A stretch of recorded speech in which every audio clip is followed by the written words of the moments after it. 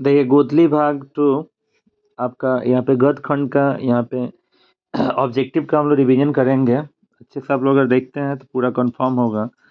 जैसे आपको पता है कि पहला पार्ट है श्रम विभाजन और जाति प्रथा। इस पार्ट के राइटर डॉक्टर भीमराव अंबेडकर जी हैं, ठीक है।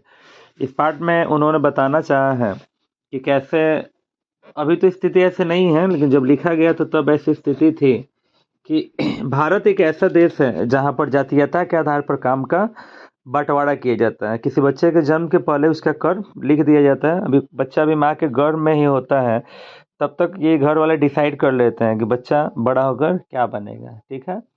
क्योंकि वो जिस जाति में जन्म लेगा उसी काम को करेगा। आप यहाँ पे सोच सकते हैं, जब एक ही माता पिता से जन्म लेने वाले संतान के गुण समान नहीं हो सकते हैं। देखिएगा, एक ही परिवार में अगर 2 भाई है, 3 भाई है, 4 भाई है, तो भाई का सोच नहीं मिलता है, तो फिर जाति का सोच कैसे मिलेगा, ठीक है। तो ये गलत है। कभी भी जातीयता के आधार पर अगर हम काम का बंटवारा करते हैं तो किसी बच्चे के अंदर कौन सा टैलेंट है आप कभी भी नहीं पहचान पाइएगा, ठीक है।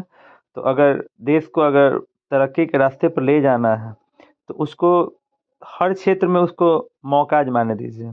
जिसमें वो बेस्ट होगा तो वो खुद ब खुद अच्छा कर लेगा, ठीक है। तो इस बात को यहाँ पे भीमराव अंबेडकर जी बताना चाहते हैं कि अगर वो बिना मन से काम करता है, उस पर थोपा जाता है कोई चीज़, तो उसमें वो असफल होता जाएगा। एक समय ऐसा आएगा कि वो काम करना छोड़ देगा, बेरोजगार हो जाएगा, स्थिति खराब होगी देश की, ठीक है। तो हमें बच्चों के जातीयता के आधार पर नहीं बल्कि उसके टैलेंट के आधार पर उसको हर क्षेत्र में उसको जांचिए, परखिए, तब जाकर उससे कोई काम कराइए, ठीक है। तब जाकर देखिए कि वो विकास करेगा तो देश भी तो विकास करेगा ना। तो उसी में हम देखते हैं पहला क्वेश्चन। बाबा साहेब भीमराव अंबेडकर एक डैश भी थे, क्या थे, तो वकील थे। डैश की दृष्टि से भी जाति प्रथा गंभीर दोषों से युक्त है। तो किस चीज़ का, श्रम विभाजन के। श्रम विभाजन और जाति प्रथा पाठ के केंद्रक में क्या है, तो जाति प्रथा। लोकतंत्र मूलतः सामूहिक जीवन चर्चा की एक रीति तथा समाज के सम्मिलित अनुभवों के आदान प्रदान का नाम है। यह पंक्ति डैश पाठ से उद्धृत है, श्रम विभाजन और जाति प्रथा। श्रम विभाजन और जाति प्रथा के लेखक कौन है, डॉक्टर भीमराव अम्बेडकर जी। भीमराव अम्बेडकर का जन्म कब हुआ था, 14 अप्रैल 1891 में। डॉक्टर भीमराव अम्बेडकर का जन्म किस राज्य में हुआ था, मध्य प्रदेश में। भीमराव अम्बेडकर की मृत्यु कब हुई थी, तो दिसंबर 1956 में। डॉक्टर भीमराव अम्बेडकर किस वर्ग के परिवार में थे, वर्ग में जन्म लिए थे, दलित परिवार में। जातिवाद के पोषक द्वारा श्रम विभाजन किसका दूसरा रूप माना जाता है, जाति प्रथा का। जाति प्रथा किस प्रकार का श्रम विभाजन है, तो अस्वाभाविक। जाति प्रथा के अनुसार श्रम विभाजन का आधार क्या है, पैतृक पेशा। श्रम विभाजन और जाति प्रथा शीर्षक किसके द्वारा हिंदी में रूपांतरित, ये तो इंग्लिश में लिखे था ना, लेकिन उसको हिंदी में किसने रूपांतरित किया है, ललई सिंह यादव ने। श्रम विभाजन और जाति प्रथा शीर्षक पाठ की कौन सी विद्या है, तो निबंध है। विडंबना का अर्थ क्या है, उपहास। सच्चे लोकतंत्र का पर्याय क्या है, तो भाईचारा। भीमराव अंबेडकर के प्रेरकों के क्या क्या नाम है, जिसे प्रेरित हुए थे, बुद्ध, कबीर और ज्योतिबा फूले। लाहौर का वार्षिक सम्मेलन कब हुआ था, 1936 में। डॉक्टर भीमराव अंबेडकर के रचनात्मक के प्रेरक व्यक्ति क्या है, ज्योतिबा फूले। किनके प्रोत्साहन पर बाबा भीमराव अंबेडकर साहब उच्चतर शिक्षा हेतु न्यूयॉर्क गए थे, तो बड़ौदा के नरेश उनको उत्साहित किए थे। बुद्धा एंड हिज धम्म के लेखक कौन है, भीमराव अम्बेडकर जी। भीमराव अम्बेडकर की रचना क्या है, the rise and fall of the Hindu women's women. Bharat की जाति प्रथा की विशेषता क्या है, यह श्रमिकों को अस्वाभाविक विभाजन है। लेखक आज के उद्योगों में गरीबी और उत्पीड़न से भी बड़ी समस्या किसे मानते हैं, तो निर्धारित कार्य को अरुचियों के साथ व्यवस्था करना। आधुनिक मनु किसे कहा गया है, डॉक्टर भीमराव अम्बेडकर को। लेखक की दृष्टि में विडंबना की बात क्या है, तो जातिवाद के पोषक की कमी नहीं है।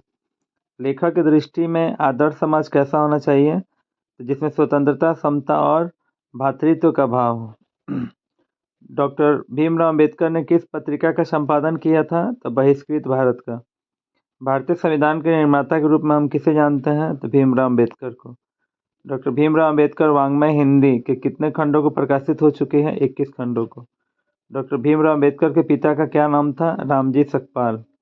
डॉक्टर भीमराव अंबेडकर के माता का क्या नाम था? तो भीमा बाई।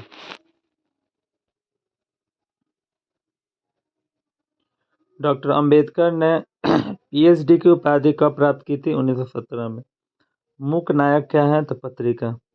आधुनिक सभ्य समाज में कार्य कुशलता के लिए किसको आवश्यक माना गया है? तो श्रम विभाजन को। भारत में बेरोजगारी का एक प्रमुख कारण क्या है? तो जाति प्रथा। डॉक्टर भीमराव अंबेडकर का विख्यात भाषण इनमें से कौन सा है? The annihilation of the caste. भारतीय संविधान के निर्माता किसे कहते हैं? भीमराव अंबेडकर को। सभ्य समाज श्रम विभाजन के लिए किसको आवश्यक मानता है? कार्य कुशलता को। भारतीय संविधान के निर्माण में महत्वपूर्ण भूमिका किसकी है? भीमराव अंबेडकर जी की। देखिए दूसरा पार्ट है 20 के दांत। नलिन बिलोचन शर्मा जी इसको लिखे हैं। तो 20 के दांत कहानी है हमारे पाठ्य पुस्तक उथली भाग 2 की प्रस्तुत कहानी। 20 के दांत पाठ के लेखक नलिन बिलोचन शर्मा जी हैं। इन्होंने अपने द्वारा लिखी गई इस कहानी के माध्यम से हमारे समाज में रहने वाले उस लोगों पर कटाक्ष बढ़ा है जो एक ही माता पिता से जन्म लेने वाला संतान लड़का लड़की में भेदभाव करते हैं। और छोटे छोटे बच्चों की गलती के लिए जब किसी पिता को नौकरी से निकाला जाता है, इस कहानी में कुछ ऐसा दिखाया गया है। आरंभ में सेन साहब की 5 लड़कियां आई थी, ठीक है, जिसका नाम क्या था? सीमा, रजनी, आलो, शेफाली और आरती। पुत्र के चाह ने सेन साहब को चिड़चिड़ा बना दिया था, जिसके चलते वो पुत्रियों पर ढेर सारा नियम कानून लागू किए थे। बिना पूछे वो सहेलियों के घर नहीं जा सकती थी, बिना पूछे घर के किसी नए वस्तु को छू नहीं सकती थी, ठीक है। यानी बिना पूछे किसी भी अपने ही वस्तु को माने नहीं देख सकती थी, जो उनके लिए भी होता था। बहुत सारे नियम कानून थे, प्रतिबंध थे। एक तरह से लड़कियां क्या थी? कठपुतलियां थी, जिस पर उनके माता पिता को भी गर्व है कि बिना पूछे कोई काम नहीं करती है। उम्मीद टूटने पर उस घर में लड़का का जन्म होता है। क्योंकि कलकत्ता में लड़का को खोखा और लड़की को खोखी कहा जाता है, तो उस घर में लड़का यानी खोखा का जन्म होता है। लड़का का जन्म होने के बाद चारों तरफ खुशियों का माहौल छा जाता है और सेन साहब का भी हृदय परिवर्तन हुआ। लेकिन ये हृदय परिवर्तन सिर्फ खोखा के लिए होता है, लड़कियों के लिए अभी भी वही प्रतिबंध है। लड़कियां जिन वस्तुओं को छू भी नहीं सकती थी, खोखा उन वस्तुओं को तोड़ देता था, ठीक है।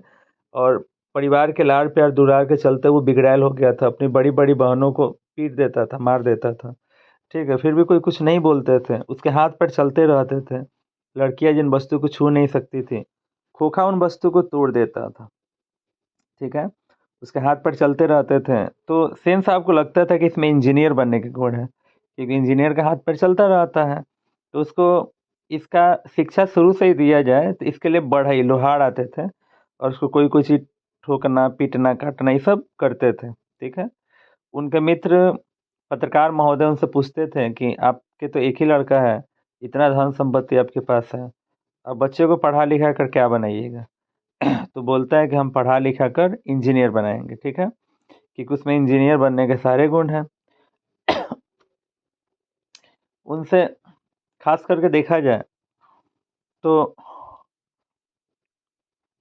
खोखा को इंजीनियरिंग के क्षेत्र में वो ले जाना चाहते थे, लेकिन पत्रकार महोदय कहते कि नहीं, मेरा लड़का समझदार है, उसको जो मन करेगा वो बनेगा, ठीक है, इस बात को वो कहते हैं। उनके यहाँ उस ज़माने में जब किसी के घर साइकिल जल्दी नहीं मिलता था, उस ज़माने में काले रंग का स्टीमर इंड कार, चमचमाती हुई कार खरीद कर आई, ठीक है। कार जब खरीद कर आया तो गांव वाले उसके पीछे पीछे चल दिए। कार उनके दरवाजे पर आकर खड़ी हुई, पूरा भीड़ लग गया था कार को देखने के लिए। उस कार को एक लड़का देख रहा था जिसका नाम मदन था। मदन के पिताजी गिरधर लाल जो थे ना, वो सेन साहब के यहाँ ही कर्मचारी का काम करते थे, ठीक है। और वो मदन जो है कार को देखकर ललच गया, उसको छूना चाहता था, छूने के लिए हाथ बढ़ा रहा था, ड्राइवर उसको रोक रहा था। वो हाथ बढ़ा रहा था, ड्राइवर उसको रोक रहा था, ठीक है, छूने नहीं दे रहा था। तब तो ड्राइवर गुस्सा में उसको एक थप्पड़ मार देता है। उसकी माँ वहीं पे रहती है मदन के, वो झगड़ा करने लगी है, हल्ला चिल्ला होने लगा है। तब तो सेन साहब बाहर निकल कर आए हैं कि ये झगड़ा हुआ कहाँ पे है। तब जाकर वो पूछते हैं तो सारा बात पता चलता है। तो मदन को डांटने लगे हैं और बोले कि ऐसे ही लड़के आगे चलकर चोर, गुंडा और डाकू बनते हैं। जो सामने वाला आदमी मना कर वो अपना सामान नहीं छूने देना चाहता, वो क्यों छूना चाहता है? काफ़ी गुस्सा किए हैं। फिर आ गए हैं। एक दिन क्या हुआ कि सेन साहब का लड़का कासू जो है घर से निकलता है तो देखता है कि बच्चे लट्टू नचा रहे होते हैं। ठीक है, वो भी छोटा है, वो भी 8-9 साल का है। तो लट्टू नचाता हुआ देखकर उसका मन ललच जाता है और वो जाकर बच्चों से कहता है कि हमको लट्टू चाहिए। वहीं पे मदन था। मदन उन सभी का लीडर था, लड़कों का। तो वो जो है मना करता है। ठीक है, मैंने दोस्तों को मना कर दिया है, कहा है कि नहीं, इसको लट्टू नहीं देना है। इसके पिताजी कल कार नहीं छूने दी, हमको डांटे भी हैं। तो मैंने दूसरे बच्चे देना चाहते लेकिन मना किया है। इस पर काशी को गुस्सा आ गया है और वो क्या किया, उसको एक थप्पड़ मारा है कि तुमसे हम थोड़ी मांगे हैं, इन सब से मांगे हैं, तो तुम क्यों मना कर रहे हो। इस पर मदन भी मारने लगा है, दोनों में जबरदस्त झगड़ा होता है। मार कर मदन क्या करता है कि कासू का 2 दांत तोड़ देता है। अब वो रोते हुए घर आ जाता है। सेन साहब को जैसे पता चलता है तो सेन साहब काफ़ी गुस्से में लाल हो गए थे, जो अपने बेटे को कभी डांटे नहीं थे, छुए नहीं थे, और वो जो है कैसे दांत तोड़ दिया। वो सबसे पहले क्या करते हैं कि उसके पिता को, मदन के पिता जो गिरधर लाल उनके यहाँ नौकरी करते थे, उसको जो है पहले नौकरी से वो निकाल देता है। उसके बाद से उन्हीं के घर में वो रहते हैं तो घर भी खाली करने के लिए बोल दिया जाता है। मदन को ये बात पता चल जाता है कि पिताजी का नौकरी चला गया। पिताजी तो छोटे छोटे बातों पर हमको मारते हैं, आज तो इतना बड़ा हम अपराध किए हैं, आज पता नहीं मेरे साथ क्या होगा। ठीक है, ये बात का डर सताने लगा। वो डर के मारे घर नहीं जा रहा है कि आज जबरदस्त उसकी धुलाई होने वाली है। तब जाकर किसी तरह रात को जब 9-10 बजता है तो भूख लगने लगा है, छोटा बच्चा है वो भी।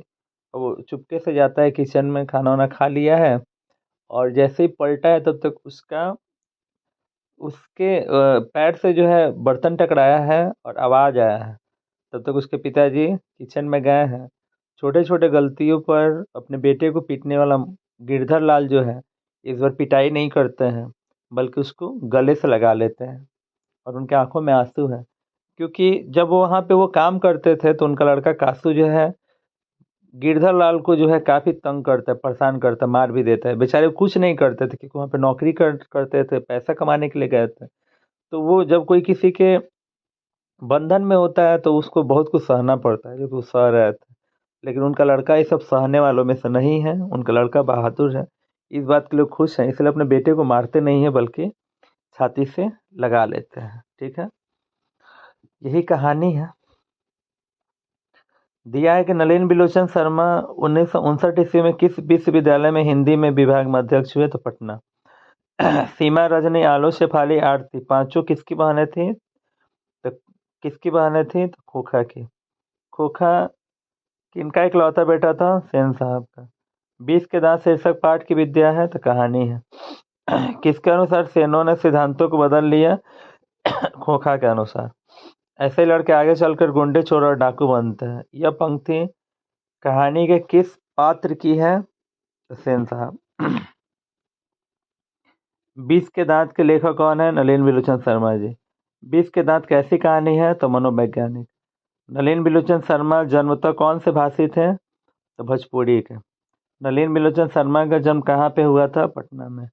नलिन बिलोचन शर्मा का जन्म कब हुआ था, 1916 में। नलिन बिलोचन शर्मा जी के माता जी का क्या नाम था, रत्नावती शर्मा।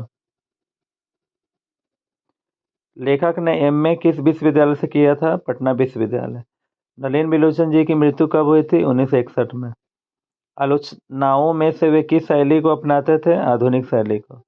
आलोचकों के अनुसार प्रयोगवाद का वास्तविक प्रारंभ किनकी कविताओं से हुआ था, नलिन बिलोचन शर्मा जी का।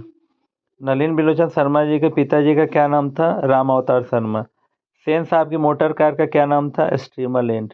सेन साहब की नई मोटर कार किस रंग की थी, तो काले रंग की। किससे मोटर कार के चमक दमक को कोई खतरा नहीं था, तो सेन साहब की पुत्रियों से, क्योंकि वो तो बिना पूछे छू भी नहीं सकती थी। खोखा के दांत को किसने तोड़ा था, मदन ने। सेन साहब खोखा को क्या बनाना चाहते थे, इंजीनियर। मदन के पिता का नाम क्या था, गिरधर लाल। दुलड़ित का शब्दार्थ क्या होता है, लाड़ प्यार से बिगड़ा हुआ। गिरधर लाल किसकी फैक्ट्री में किरानी थे, तो सेन साहब के। नलिन बिलोचन शर्मा को स्कूल की पढ़ाई कहाँ से हुई थी, पटना कॉलेजिएट स्कूल से। मदन ने कासू के कितने दांत तोड़े थे, 2 दांत। खोखा किसको कहते हैं, मैंने किसे कहा गया था, कासू को। बीस के दांत कहानी कहाँ से ली गई है? तो बीस के दांत तो अन्य कहानियों के संग्रह से। सेन साहब के मित्र क्या थे? पत्रकार। गिरधालाल किस वर्ग का प्रतिनिधित्व करता है? निम्न मध्यम वर्ग का। गिरधालाल कौन थे? मदन के पिता। सेन साहब के बेटे यानी खोखा का नाम क्या था? काशू। मदन की उम्र कितने वर्ष थी? 5 से 6 साल। काशू मदन के साथ किस खेल में शरीक होना चाहता था? लट्टू के खेल में। दृष्टिकोण किसकी रचना है? नलिन विलोचन शर्मा का। लड़कियां क्या है? कठपुतलियां हैं। किसे इस बात पर गर्व था? माता पिता को।